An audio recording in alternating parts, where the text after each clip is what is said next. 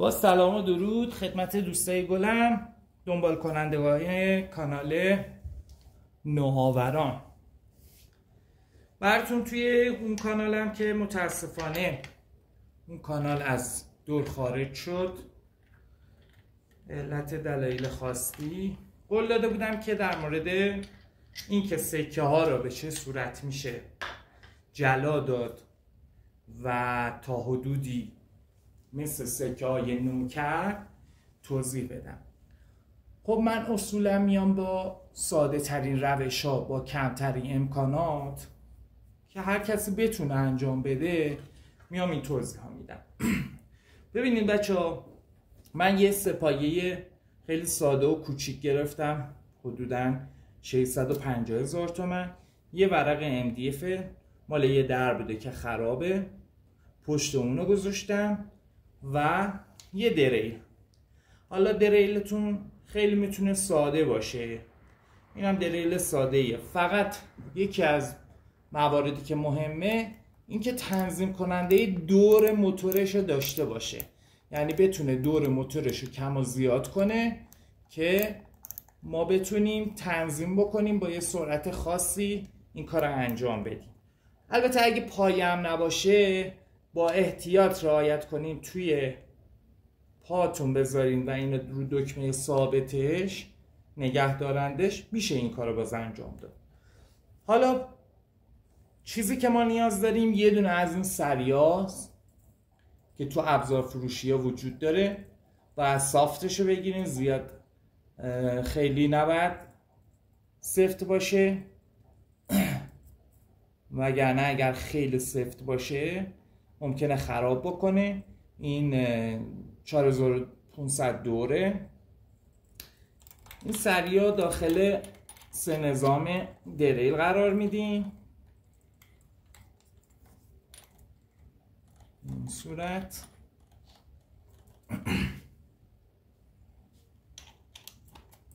و سفتش میکنیم.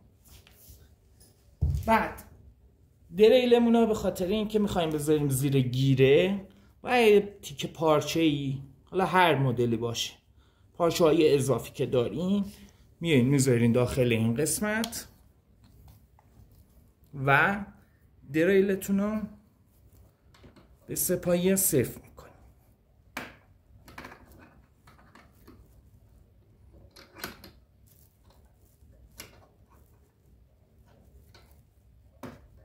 فقط حواستون باشه تا جایی صفر کنین، یه موقع بدنه رو نشکنین، همین فقط نگرش داره که نوسانی نداشته باشه.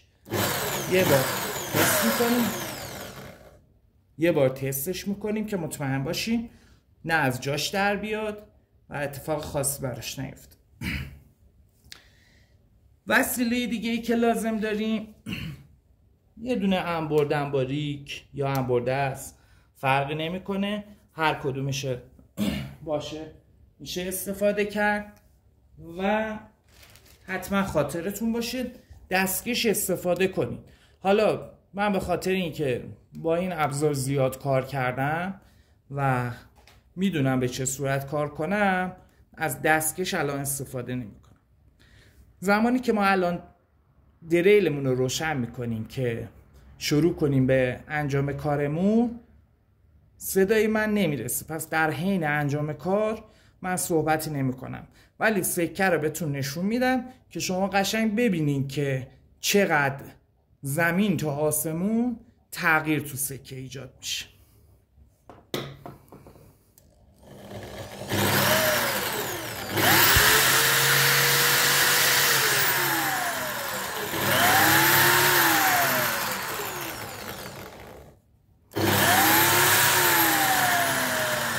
خب دکمه نگه دارندش رو زدم. سکه ایرانی قدیمی از این 5 تومانی ها با اینا شروع میکنم، براتون انجام میدم که متوجه بشین چقدر تغییر میتونه بکنه. حتی سکه کثیف‌تر هم بهتون نشون میدم.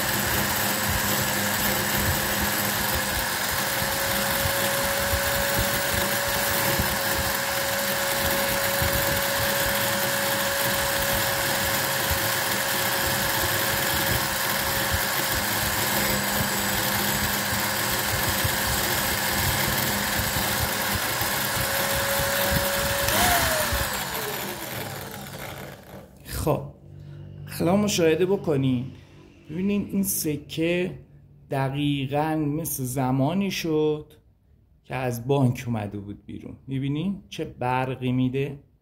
پشتش نگاه کنین، پشتش که جلا ندادیم به این صورته. میبینین و روش که جلا پیدا کرده برق میزنه. حالا شاید بگیم مثلا این سکه خیلی مهم نبود، خیلی جرم نداشت. ما میایم سکه دیگه انتخاب میکنیم، سکه‌ای که میتونه یا این باشه که اصلا تقریبا اکسیده شده، یا این سکه ها باشه که اصلا رنگش به صورت کلی دیگه اصلا نمیشه روش رو حتی خوند.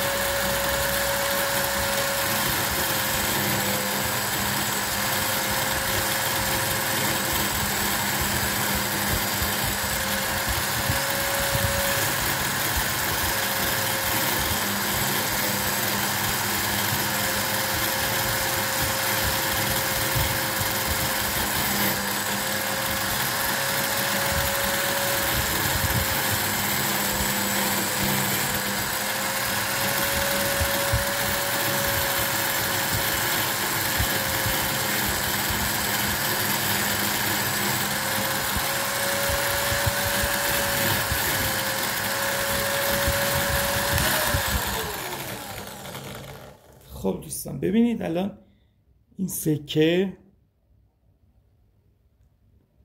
هیچی روش پیدا نبود و الان چقدر عالی شد. برق میزنه، اینقدر نور برقی زیاده که حتی نمیشه درست دیدش. و حالا این سکه رو ببینید، سکه 100 ریالی 10 تومانی قدیم. اینم براتون انجام میدم ببینید.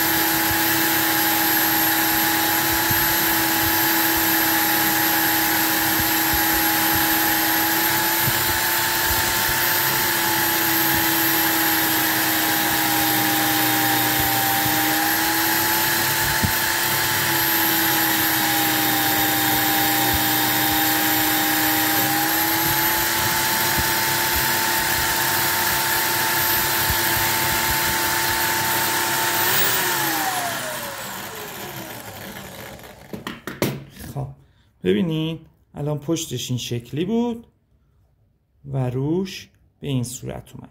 الان یه سری لکه های ریز روش میبینی که این لکه های ریز خوردگیه، به خاطر اینکه به مرور زمان این حالا آب خورده بوده بهش یا هر چیز خورده بوده خوردگی پیدا کرده. حالا درسته تمیز میشه ولی باز یه سری خشای خیلی ریز ما روش میبینیم. اگه دقت کنی اون جلایی که باید داشته باشه رو نداره. حالا تو ادامه براتون توضیح میدم که چی کار باید بکنیم که این خشای ریزم بره. یه نکته در مورد سکه های کلکسیونیه. سکه های کلکسیونی مثل این $1 قدیمی مال سال 1972 که خب توی خود آمریکا هم هست، نه اینکه نباشه ولی کلن کمه، یه تعداد محدودیه. یا سکه های به این صورت سکه های قدیمی چینی ژاپنی، سکه هایی که مال دستگاه های تلفن بوده اگر درست پیدا باشه، سکه ها مخصوص تلفن بوده. باز این سکه ها یوانه قدیمیه، اگه دیده باشین تو فیلم های قدیمی سکه هایی مثل این و این رو می اومدن نخ توش میکردن و به گردنشون مینداختن. این سکه های کلکسیونیه. یا حتی این سکه مال دستگاه های بازی قدیمیه، تو یه جایی استفاده میشد. یا حتی سکه های قبل انقلاب، سکه های زمان شاه که خب بعضی هاشون نقره است. این سکه ها رو یا سکه های الیزابت قدیمیشون مال انگلیس یا توابع انگلیس، اینها رو اگر بخواین این به این صورت انجام بدین، به خاطر اینکه ممکنه انبردست که میذارین خرابش بکنه یا لبه هاشو خراب بکنه، اگر که بتونی البته این یه مقدار خطرناکه، خیلی باید دقت کنی چون اگر پارچه بگیره به این دستگاه میکشه داخل و آسیب جدی به دست میرسونه. باید اینا به این صورت بتابونین که اگر هم به دستگاه یه موقع گیر کرد پارچه پاره بشه، پارچه رو نکشه تو، و اگه بکشه تو ناگهانی این دستگاه میتابه.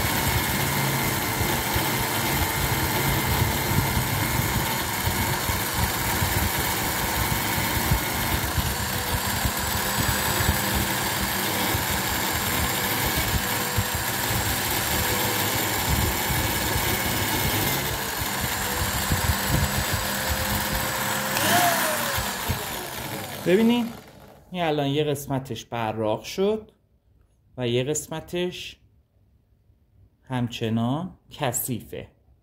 حالا من اینو برای چی انجام دادم؟ به خاطر اینکه اگه دقت کردین در حینی هم که من انجام میدادم ببینین پارچه رو ریش ریش کرد و این کار خطرناکه.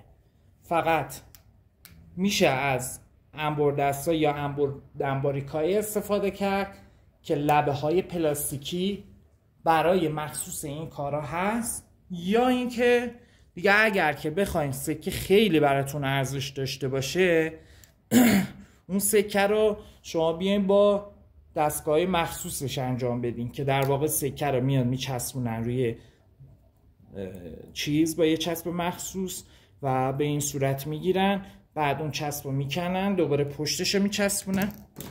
حالا این سکه رو من جلاش میدم تا ببینی.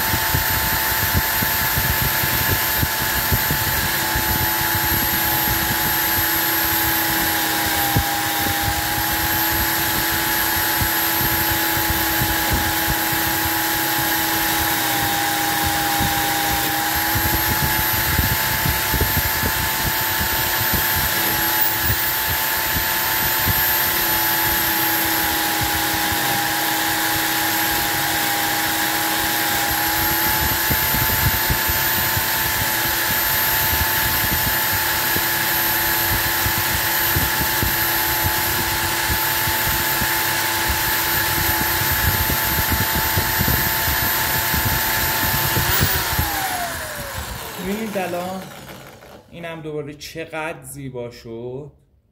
پشت شب که یه تیکه نصفش رو ما انجام دادیم، چقدر این سکه زیبا شد. و به همین روش بقیه سکه ها رو میتونیم همین جوری جلا بدیم.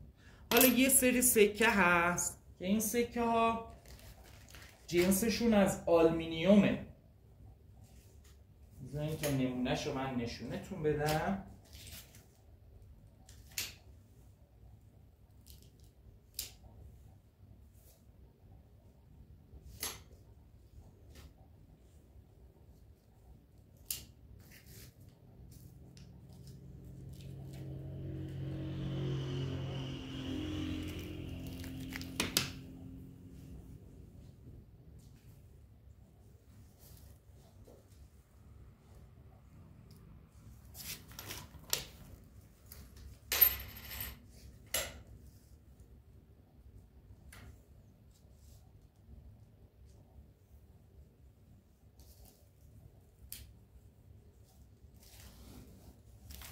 ببینید الان این سکه ها جنسشون از آلومینیومه و خب سکه هایی که از جنسشون از آلومینیومه رو متاسفانه نمیشه به این روش انجام داد، به خاطر اینکه اگر اونا رو هم به همین روش بخوایم انجام بدیم آلومینیوم سریع خورده میشه.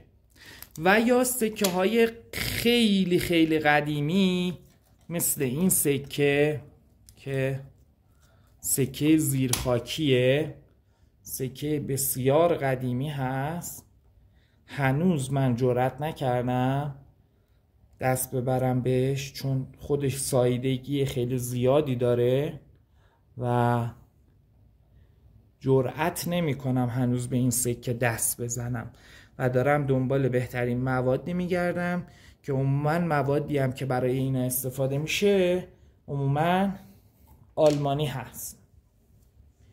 یا حالا این سکه هم همینطور. اینا رو ببینید دیگه خودشون روشون سابیده شده، نمیشه زیاد کاری کرد. این 100 دیناریه، روش هم اگه دقت کنین زده رایج مملکت ایران. 100 دینار، 100 دیناری قدیمیه.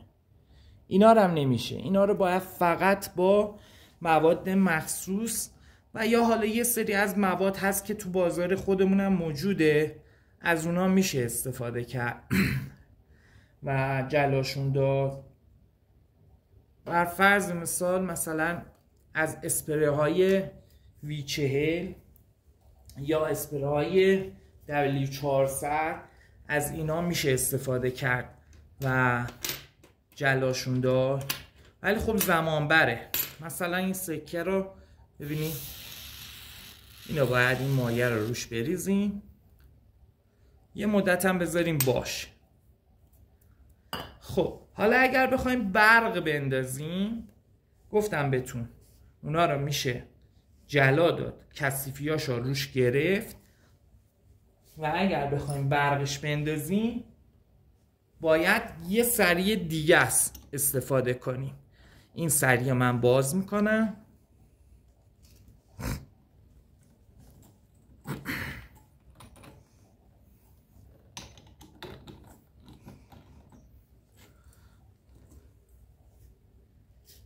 از این سریا هست. این سریا رو هم ابزار فروشا دارن، هم کسایی که کارشون رنگه. و یه نمدهایی هست، پارچه هایی هست که اینا به صورت نرمه، به این صورت میفته روی اینجا، باید تو مرکزش هم قرار بگیره. دقیقاً باید مرکزش قرار بگیره که به اصطلاح فنی کارا لنبر بر نداره. بعد یه کش داره مثل کش تنبان های قدیمی. بعد اینا سفتش کنیم.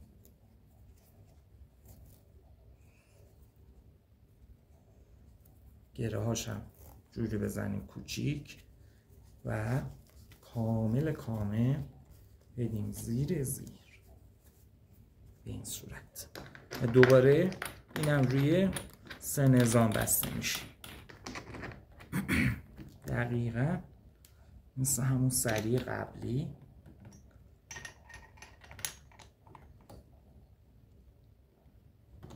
خب حالا یکی از سکه هایی که ما تمیزش کرده بودیم، یکی از 5 تومانی ها، اینو میخوایم جلا بدیم در واقع. ببینید میتونین از موادی که جلا دهنده هستن استفاده بکنی، از این مدل که خب با این نمدا نمیشه انجام داد چون وقتی میزنیم یه رنگ سیاهی میده، یا میتونیم از همین اسپری بزنیم و سر خود اینم از این اسپری بزنیم و دوباره دریل رو روشن کنیم و ادامه بدیم.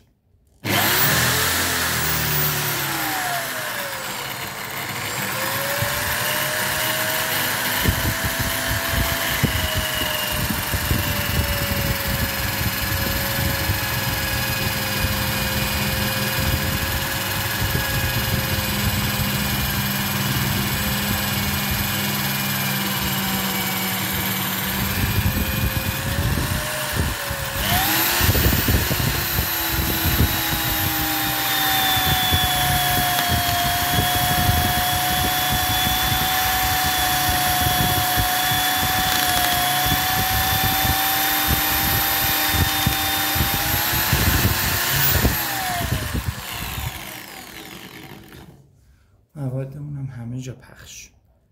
ببینید الان چه برقی میزنه، انقدر برقی زیاده که انعکاس نور چراغ ما نمیذاره ما چیزی روش ببینیم. چقدر 5 تومانی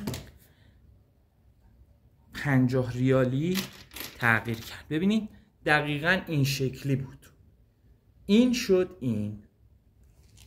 اینقدر زیبا، میگم برقش اینقدر زیاده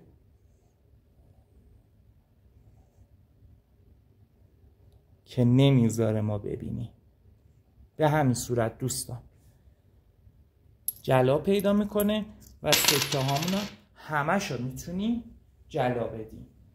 ترجیحاً این روش هایی که گفتم بیشتر برای سکه های کلکسیونی معمولیه. اگر سکه هایی داشته باشین که ارزش بالایی داشته باشه و مقداری روکش طلا داشته باشه مثل این 1 ریالی که در دوره‌ای فقط یه تعدادی ضرب شد. اینا روکش طلا داره 1 ریالی، میبینید کامل طلایی رنگه. اینا رو به هیچ عنوان نمیشه اصلا از این روش استفاده کرد یا با اون فرچ سیمی. این فرچ سیمی تمام طلاش میریزه. یا حتی سکه های قدیمی مثل این 20 ریالی و 10 ریالی هایی که یا روکش نقره داشتن یا تو خودشون نقره، و اینا رو نمیشه اینجوری انجام داد. اگر سوالی چیزی دارین دوستان توی کامنت ها بگین. عرضم به حضورتون که اگر چیز خاصی میخواین جلا بدین سوال کنین در مورد جلا دادن وسیله های فلزی و مثلا شما آینه شمعدونی چیزی دارین که میخواین اونو جلا بدین، روش های مختلفی داره.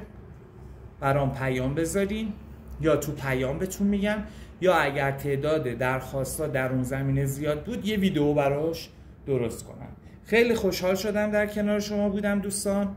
لایک و سابسکرایب فراموش نشه.